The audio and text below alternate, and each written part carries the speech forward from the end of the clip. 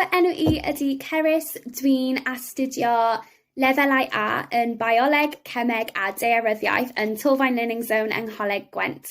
Yn y dyfodol, hoffwn astudio zooleg ac yn gobeithio i teithio ar draws y byd yn helpu trin anifeiliaid ac hefyd i helpu rannu'r iaith Cymraeg ar hyd y ffordd. Mae'r iaith Cymraeg wastad di bod yn mantais enfawr i mi.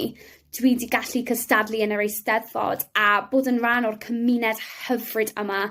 Dwi hefyd wedi gallu cwrdd â pobl fel Bryn Terfel a perfformio gyda fe. A pan o'n i'n bach, es I am rôl llais i gam o gam, a roedd hynna'n profiad gwych. Bysai heb di cael unrhyw o'r profiadau yma heb y gallu i siarad y iaith Cymraeg.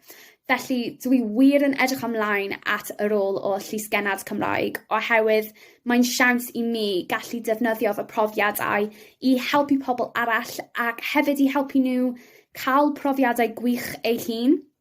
Felly, dwi wir yn edrych ymlaen at unrhyw sialensau sy'n dod.